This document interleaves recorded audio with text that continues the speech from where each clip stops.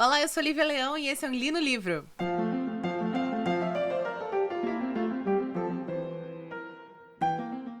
Então, o programa de hoje vai ser um programa extenso, mas vai ser um programa em que a gente vai conversar sobre parte de um dos meus mundos fantásticos favoritos, que é o mundo das Crônicas de Gelo e Fogo, escrito pelo maravilhoso, incrível, mágico George R. R. Martin, que ele é mágico, só que ele precisa parar de fazer magia e sentar pra escrever um pouquinho, né? Porque tá demorando aí o próximo livro de Game of Thrones. Mas eu queria avisar pra vocês que como vai ser um programa longo, que a gente vai abordar algumas coisas, inclusive o que esperar da nova série da HBO, A Casa do Dragão, The House of Dragon, eu vou dividir esse programa em algumas partes. A primeira vai ser quem é o George R. R. Martin, né? Pra gente conhecer um pouco do autor.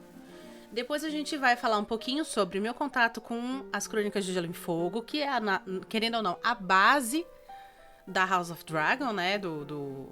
Da história dos Targaryen que a gente vai assistir.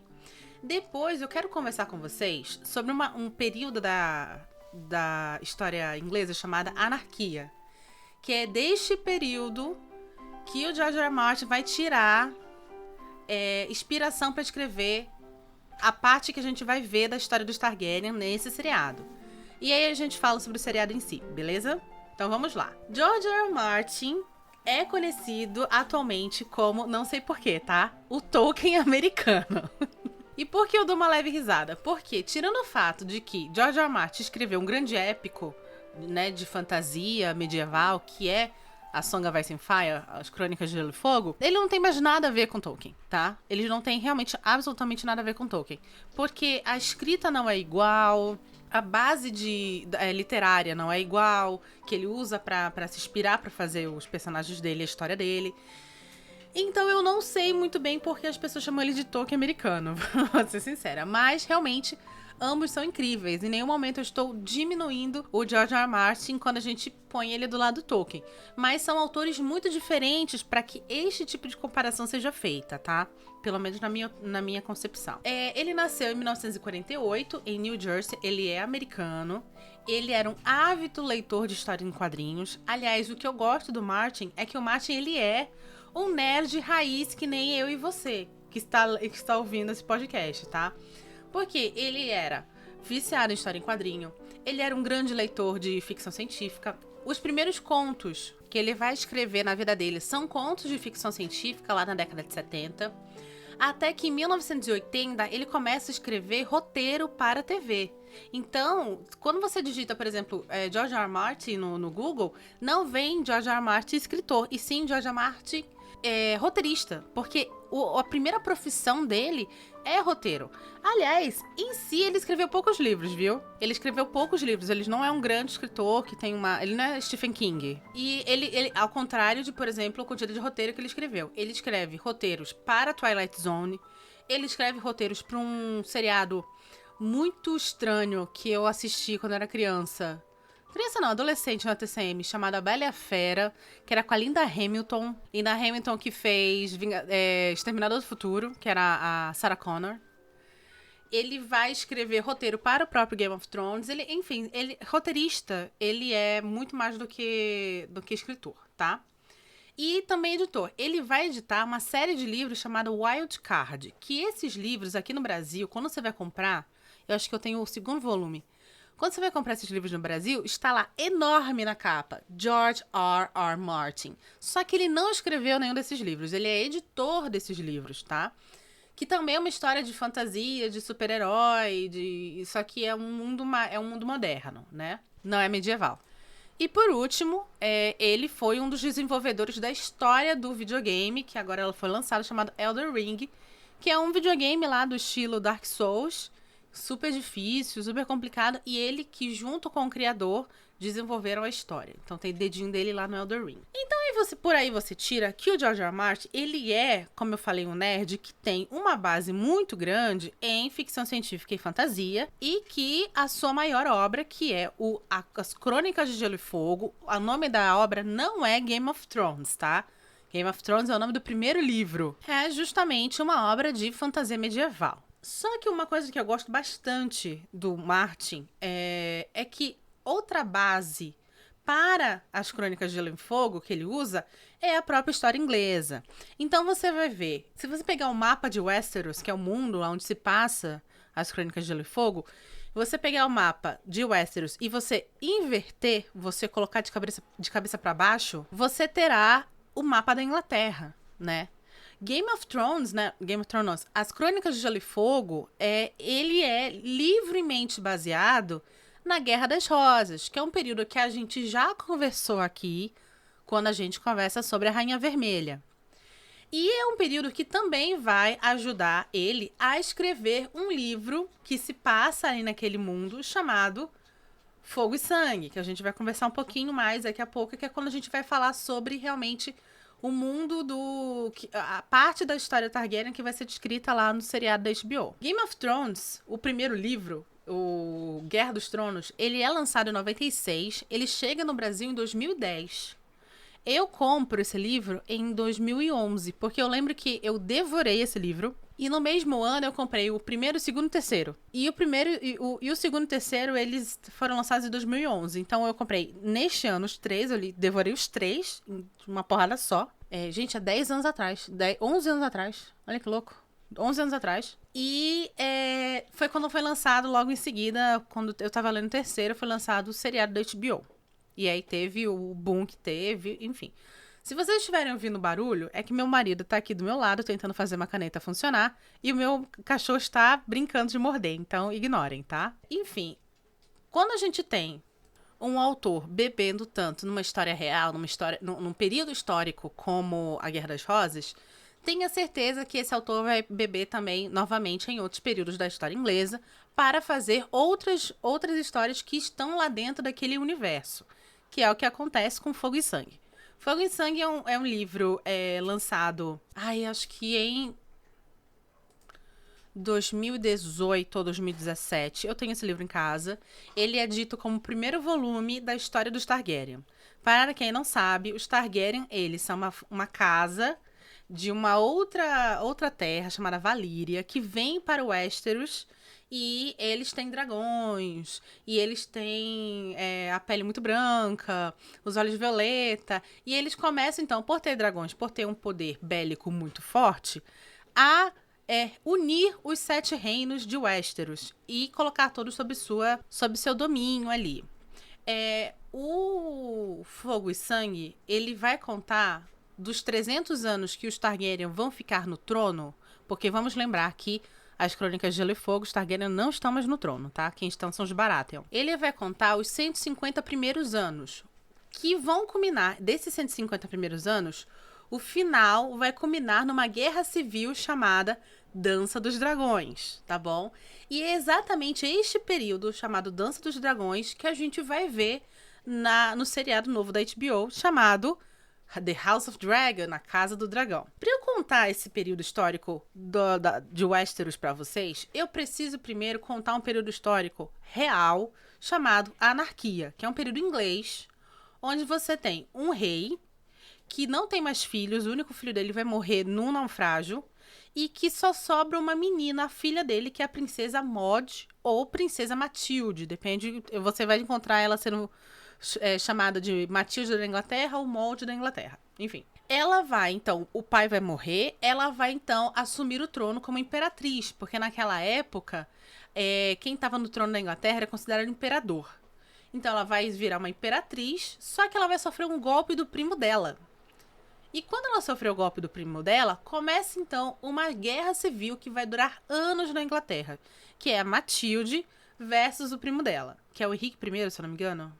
Felipe I, não vou lembrar. O que a gente precisa entender dessa história aqui depois de muitos anos, ela brigando na França pela Normandia, o cara aqui, aí tem uma hora que ela consegue invadir Londres, mas aí a gente tem um problema com Londres, abrindo uma parêntese aqui muito rápido, que Londres é uma cidade muito... sempre foi, tá? A gente vê isso também na Guerra das Rosas. Muito desconectada do resto da Inglaterra. Então era muito comum o resto da Inglaterra ser a favor de um rei, enquanto Londres em si era a favor de outro rei. A gente vê isso na Guerra das Rosas quando você tem os York sendo ovacionados em Londres, mas os Tudor sendo ovacionados no interior da Inglaterra, tá? Isso acontece muito.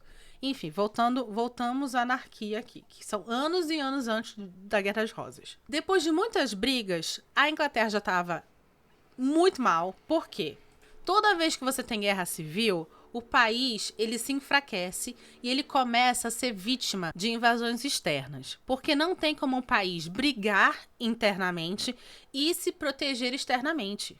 A política do país que está em guerra civil, ela é deteriorada. Os nobres ingleses já estão de saco cheio, o rei está de saco cheio, a mod está de saco cheio, até que eles então decidem pela paz e eles resolvem então colocar o filho da Maud, que também se chama Henrique, como herdeiro do trono. O primo da Maud, que deu o golpe lá, vai morrer 1 ano depois disso, e o filho dela vai se tornar então Henrique II. Existe um livro que eu tenho em casa e que eu quero muito ler, mas, gente, são tipo 1000 páginas, chamado Os Pilares da Terra, do Ken Follett. Eu tenho esse livro aqui, eu comprei ano passado. Aliás, eu comprei ele e comprei a continuação dele. E, gente, eu quero muito ler, porque eu vi o seriado e o seriado é ótimo. Só que 1000 páginas, em um momento em que eu tenho que produzir, entre aspas, que produzir conteúdo para o podcast semanalmente, é um pouco complicado. Porque foi-se o tempo em que eu lia 1000 páginas em 7 dias. Hoje em dia eu levo pelo menos 15 para ler 1000 páginas, tá? Então é complicado, mas quem sabe a gente consegue, tá? Vamos manter a fé. Enfim, se você quer saber um pouquinho mais da época do anarquismo inglês, Pilares da Terra, excelente para você. Se não, você também pode pegar o Fogo e Sangue, porque exatamente este período inglês, chamado anarquia, vai servir como base para a Dança dos Dragões, que é uma das coisas que a gente vai ler em Fogo e Sangue.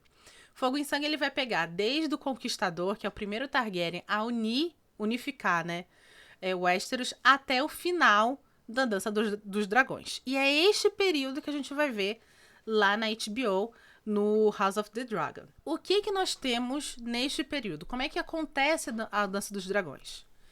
Existe um rei chamado Viserys I. Este rei tinha 3 filhos, 2 meninos e uma menina. Os 2 meninos vão morrer e quem vai sobrar? Rhaenyra, que é a filha mais nova. Mesma coisa que a Matilde, gente, mesma história. E ele solicita então que todo mundo se curve a ela como herdeira do trono. Beleza, todo mundo vai fazer isso. Essa cena aparece no trailer, tá?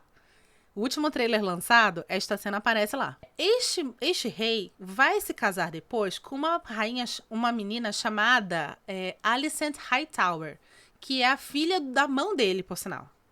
E com esta menina, que é muito mais nova que ele vai ter 4 filhos. Sendo que desses 4, 3 são meninos. Quando ele morre, então cria-se um grande conflito, que é, vamos obedecer à promessa que a gente fez ao rei de colocar a Rhaenyra no trono, ou, que é uma promessa que foi feita antes dos outros meninos terem nascido, ou a gente vai pegar e falar assim, não, tem agora 3 meninos aí, vamos colocar um deles. E aí, então, inicia-se uma grande briga. O que vai acontecer? É que a Alicente, junto com o pai, que é a mão do rei, que era a mão do rei, no caso, né?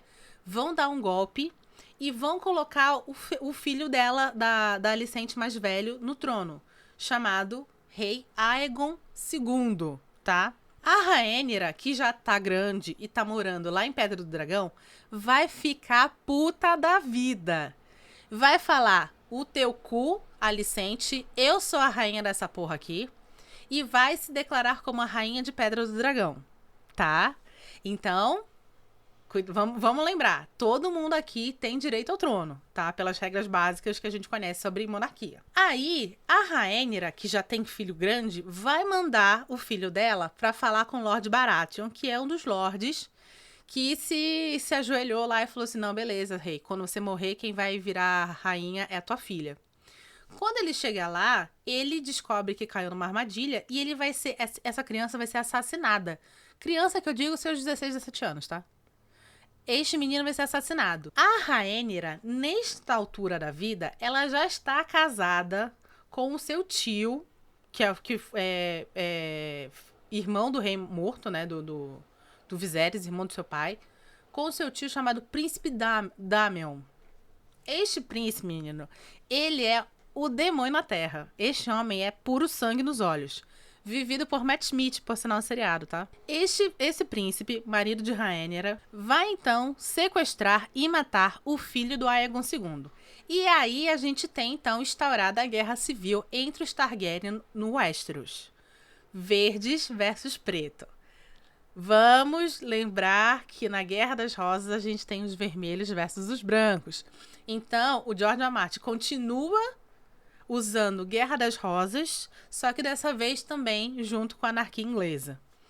É muito legal. Gente, eu gosto muito, porque eu gosto muito da história inglesa. Então, pra mim, isso aqui é um prato cheio. Um prato cheio. O que vai acontecer? É que 1 milhão de guerras vão acontecer, 1 milhão de batalhas vão acontecer, muitos dragões vão morrer, porque assim, a gente tá falando de uma família que todo mundo tem 4, 5 filhos, cada pessoa tem 2, 3 dragões, tá?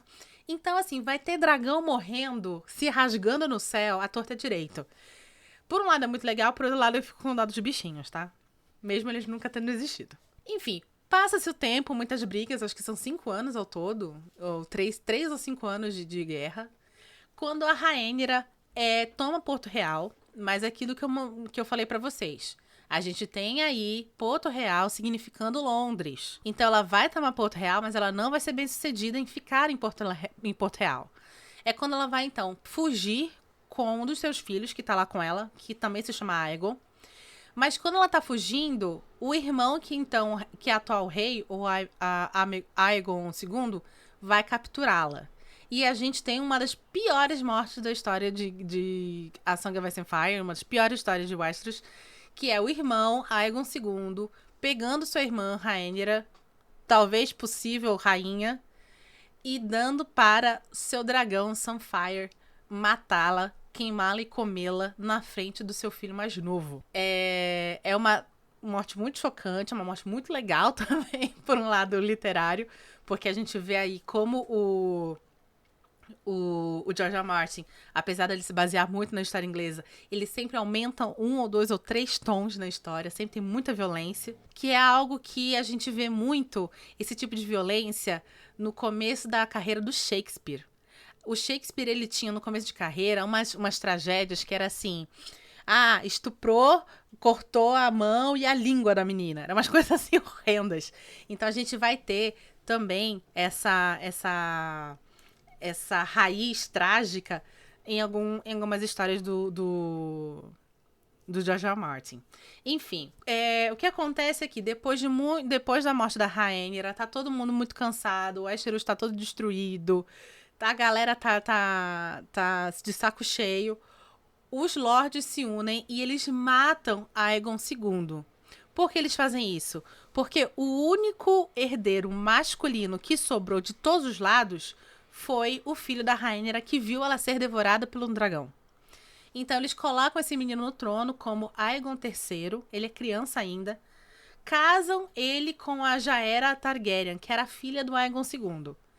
Vamos lembrar que Henrique Tudor, que representava os Plantageneta, a rosa vermelha, eu acho. A rosa vermelha. Se casa com a filha do Eduardo IV, que representava os York na Guerra das Rosas. Então, mais uma vez, George R. R. Martin bebendo em ambos os momentos históricos ingleses. Anarquia e Guerra das Rosas. E aí nós temos finalmente o final da Dança dos Dragões. O Aegon III, ele é o último rei que a gente ouve falar no Fogo e Sangue, parte 1. Lembrando que não foi lançado ainda parte 2. Ele termina sendo chamado, então, Aegon III, a desgraça dos dragões. Por quê? É dito que, devido ao fato que ele viu a mãe ser assassinada por um dragão, ele é um cara que não gosta de dragões. Ele não vai fazer muito pelos dragões que sobraram, que são dragões doentes, são dragões muito, muito velhos. Ele não vai reproduzir bons dragões e o último dragão da casa Targaryen vai morrer durante o reinado desse cara. Na segunda parte, que são mais 150 anos das histórias dos Targaryen, que ainda não foi lançado, mas você consegue encontrar na internet, você vai ter uma coisa chamada Rebelião Blackfyre, que muito provavelmente, eu não sei qual é o período histórico que a HBO quer contar ao todo, se ela vai começar com Dança dos Dragões e vai além, ou se ela vai ficar só na Dança dos Dragões. Eu acho que eles vão esperar ver qual é o impacto desse seriado na fanbase para aí decidir até onde vai. Mas se isso fizer sucesso, muito provavelmente eles vão contar também um período histórico dos Targaryen chamado Revolução Blackfyre. Quem são os Blackfyres? São os bastardos Targaryen.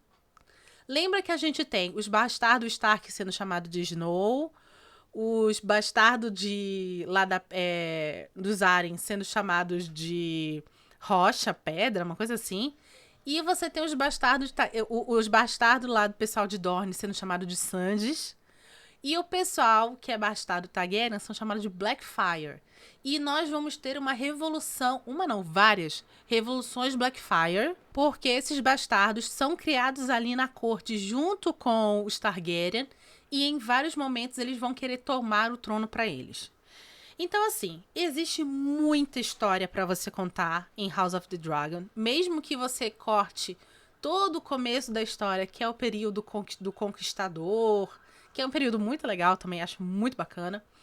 Mas é bacana, eu aprovei super eles começarem a contar diretamente a história da Dança dos Dragões ou a Guerra Civil dos Targaryen. Porque é um período muito rico, é um período muito bem embasado, historicamente falando.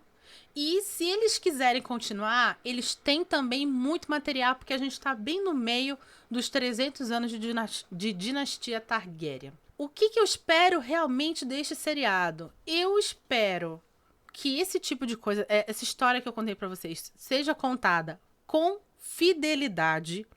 Lembrando não, porque ainda não contei pra vocês, vão contar agora. Quando você pega o Fogo e Sangue, o livro que conta a história dos Targaryen só, ele não é um livro que tem uma linguagem narrativa literária. Você não vai ter aquilo que você tem em Game of Thrones. Você vai ter nesse livro algo parecido com um gigantesco artigo da Wikipedia, tá? Então você tem todos os dados ocorrendo lá, todas as situações ocorrendo, ele te contando de um jeito muito rápido, sem um absurdo de detalhes, mas de um jeito que você consegue entender, como se fosse um livro de história da escola que você tá lendo, sabe? Então, existe ali, não existe uma necessidade de você do seriado ser fiel ao livro, mas ele precisa ser fiel aos acontecimentos que ocorrem ali. Porque são acontecimentos muito, muito bacanas. Para você entender o motivo dos Targaryen ter sido o que eles foram durante 300 anos em Westeros. Sem invencionices, HBO, pelo amor de Deus. Quando a HBO decidiu fazer invencionice, a gente teve as piores temporadas de Game of Thrones. Não sou eu que falo, é o povo. É a voz de Deus. Então não existe necessidade de criar algo além. E eles ainda têm, mesmo assim, muita história, caso esse negócio faça sucesso. Então tá tudo ali pra dar certo, tá? Eu gostei do trailer que eu vi. Eu achei o trailer muito legal. Eu achei uma excelente produção. Eu não gosto do Matt Smith como um personagem... O Daemon Targaryen, ele é um personagem que eu esperava ser vivido por um homem muito mais parrudo do que o Matt Smith. Mas se ele é um bom ator. E se ele conseguir passar toda a vilania que esse personagem tem, vai ser maravilhoso, tá bom? Eu vou assistir. Eu acho que eu tenho a predisposição de gostar muito mais deste seriado do que do Senhor dos Anéis da Amazon, exatamente porque eu tenho um material muito legal, mas que não é um material que tem um desenvolvimento narrativo literário muito grande, então dá uma certa liberdade para o showrunner da série. Diferente de Tolkien, que eu sou muito mais apegada, você tem uma linguagem mais característica e para errar é muito mais fácil. Então, como fã, eu acho que eu posso gostar infinitamente mais do House of the Dragon. Mesmo que o final de Game of Thrones seja ainda amargo em minha boca, porque, gente, aquele final foi um horror. Mas vamos lembrar que o George R. R. Martin ainda tem que lançar mais 2 livros. E ele entendeu que não é o final que a gente quer. E muito provavelmente ele vai mudar esse final. Eu acho, na verdade, isso aí é só eu, tá? Sou eu tirando fonte Arial 12 da minha cabeça. Eu acho que a grande demora do lançamento de Winds of the Winter, Os Ventos do Inverno, que seria o livro 6, está se dando pelo fato que ele está mudando coisas, tá? Ele viu que não é o que a galera quer. Durante muito tempo, a grande teoria, já que ele bebe muito em Guerra das Rosas, é que a Daenerys seria a grande vencedora da Guerra dos Tronos e seria ela a vencer, né, no final e se tornar o que se tornou. Por quê? Se você for comparar a história de Game of Thrones não, desculpa, The Song of Ice and Fire, as Crônicas de Gelo e Fogo, com a Guerra das Rosas, a Daenerys, ela é Henrique Tudor. Ela é este príncipe criado numa terra estrangeira que vem para a Inglaterra com um exército de mercenários e ele dá cabo de 2 famílias que estavam há muito tempo lutando, que seriam os Stark e os Lannister. Então, tudo levava a crer que a Daenerys iria ganhar. Quando no final do seriado eles colocam um romance que não é... Meu Deus do céu, não faz sentido nenhum que entre o Jon Snow e a Targaryen e a Daenerys. E a Daenerys morre pelas mãos do Jon Snow é uma coisa sem muito sentido, sem muito embasamento do que a gente estava vendo durante 5 livros e durante 5 temporadas. Então, por mais que eu tenha um pouco de trauma do final de Game of Thrones, eu não vejo como eles possam errar com House of the Dragon se eles mantiverem fiéis à história que nós temos ali no Fogo e Sangue. É isso, foi um episódio longo, mas essas são as minhas impressões do que tá vindo por aí. E eu espero muito que ele lance o Fogo e Sangue volume 2, porque eu quero muito ler sobre a ótica do próprio autor, todos os detalhes dos Blackfyres, das revoluções Blackfyres que vão vir ali. Já que o primeiro volume você tem muitos dragões, o segundo volume, já que você não vai ter dragões, você vai ter muitas reviravoltas políticas e traições e coisas bacanas assim. É isso. Lembrando que hoje não teve patrocinadores, mas aqui no card de descrição você vai encontrar link para todos os livros que eu citei aqui, para você comprar lá na Amazon e ajudar o nosso podcast, tá bom? Meu nome é Lívia Leão e esse foi o Li no Livro.